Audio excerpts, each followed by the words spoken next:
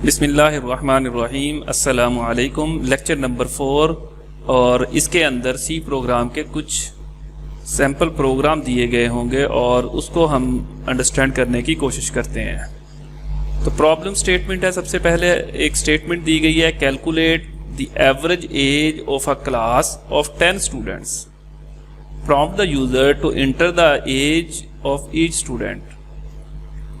10 student की age store करवानी है। प्रॉम्प्ट द यूजर का मीन कि यूजर एंटर करे एज हर स्टूडेंट की और फिर उससे हम एवरेज कैलकुलेट करते हैं। अब पहली बात जो प्रोग्रामिंग के लिए, प्रोग्राम बनाने के लिए हमें रिक्वायर्ड है वो ये है कि ये हमारा डाटा टाइप किस तरह का होगा। स्ट्रक्चर हमने समझ लिया, अब डाटा गेट किस तरह करना है कि वो किस तरह की वैल्यूज़ हम जिस पे काम करना चाह रहे हैं। तो age of a average age find करनी है और गेट क्या करना है हमने, प्रोग्राम ने 10 स्टूडेंट की एज किस तरह की होती है, ईयर में है, सालाना एज अगर कैलकुलेट करें, मतलब ओपन स्टेटमेंट्स होती हैं कुछ। अब एज स्टूडेंट की 15 साल हो, 12 साल हो, 11 साल हो, 20 ईयर हो, तो ये एजेस हैं। तो एज किस में आएगी, कोई नंबर होता है। अब वो नंबर हम किस में स्टोर करवाएंगे, इंट में। अगर हम एज इशारिये में भी लेना चाह रहे हैं कि 2.5 ईयर भी अब कैलकुलेट करनी है तो ये हम पे डिपेंड कर रहा है। तो इन डाटा टाइप अगर हमने होल नंबर की एज लेनी है तो इन डाटा टाइप ले लेंगे। अब 10 हमने age 1, age 2, age 3, age 4 10 variable declare करवा लिए। आप ABCDEF 10 तक ले जा सकते हैं, आप N1 N2 N3 कर सकते हैं, आप एज पूरा लिख सकते हैं। नेम ऑफ द वेरिएबल है, जिस तरह मर्जी रख लें इसको, बट जब हमने इसको डिक्लेयर ऊपर करवा दिया आगे फर्दर भी इसी को ही यूज़ करेंगे। एक ही लाइन में सारी वैल्यूज़ ले ली। उसके बाद फिर टोटल एज और एवरेज एज, ये 2 वेरिएबल लिए हैं। हम सम कर सकते हैं और AVG अकेला लिख सकते हैं, कुछ भी वेरिएबल के नेम रख सकते हैं। ये कोड की बिहाइंड है और ये यूज़र को नज़र नहीं आना। और फिर उसके बाद सी इन और एज 1। सी इन C++ के अंदर यूज़र से वैल्यू लेके एज में रखेगा, एज 1 में। Prompt the value, get value from the user, तो उसके लिए वहाँ सी इन अप्लाई करेंगे। तो 20 एज टोटल एज है तो सबके लिए हम सी इन करेंगे। सी इन एज 1, एज 2, एज 3 एक ही दफ़ा कर लें, बार बार कर लें, इस तरह कर लें। फर्स्ट वैल्यू, फिर एज 1, फिर सेकंड वैल्यू, फिर एज 1, फिर थर्ड, फोर्थ। ये एंट्री डाटा गेट करने का मेथड है। यहाँ तक हमने डाटा गेट किया। उसके बाद क्या किया कि इन सबको प्लस कर लिया तो ये हमारे पास टोटल एज निकल आई, सम निकल आया।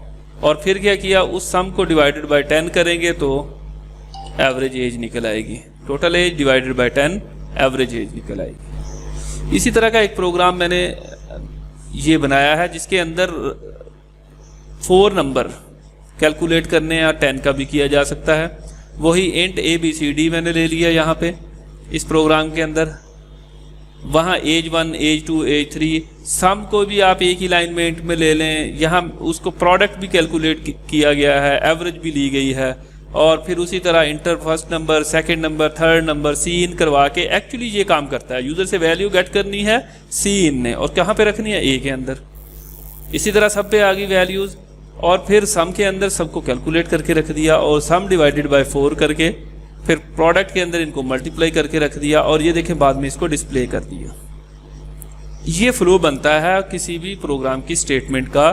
अभी सिंपल प्रोग्राम के अंदर जिसमें कोई इफ एल्स नहीं, कोई रेपिटिशन नहीं, बार बार लूप का चलाना नहीं है।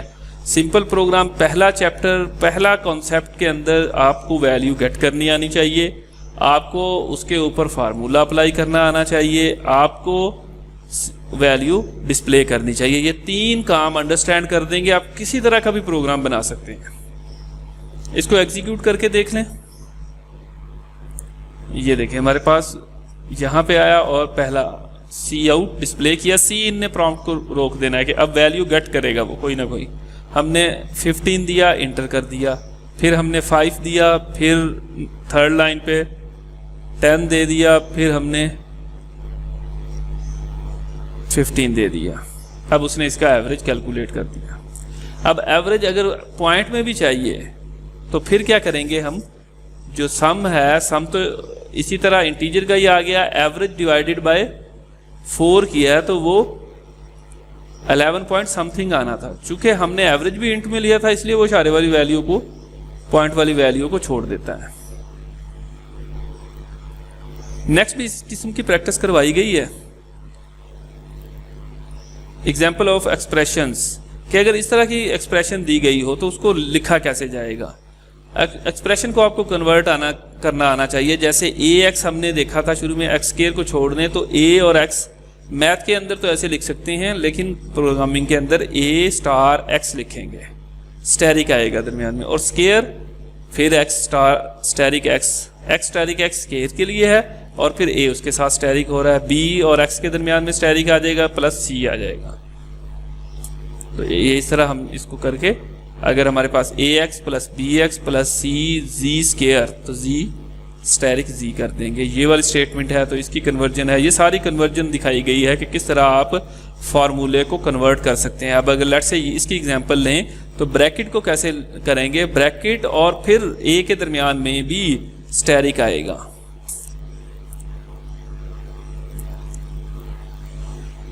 यूज ऑफ ऑपरेटर, ये write a program that take 4 digit number from the user and show the digits on the screen separately. If user इस तरह एंटर करे तो अलग अलग, पहले 1 हो, फिर 3 हो, फिर 5 हो, फिर 7 हो, यहां से एक एक डिजिट उठाता जाए और वो प्रिंट करता जाए।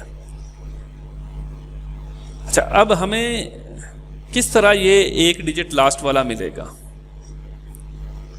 इंटीजर में से। अगर इस नंबर का मॉड लें 10 के साथ तो वो 30 में पूरा पूरा डिवाइड होके 1 बच जाएगा। 1 ये मिल गया फर्स्ट टाइम। उसके बाद हमने इस टोटल नंबर को कम करना है। अगर इस टोटल नंबर को 10 पे डिवाइड करके आंसर लिया जाए, रिमाइंडर ना लिया जाए, तो आंसर ये वाला आएगा इसका। ये काम करके देख सकते हैं हम, ठीक है।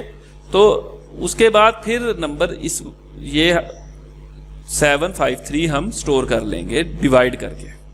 तो 2 ही ऑपरेटर इसमें इस्तेमाल हो रहे हैं।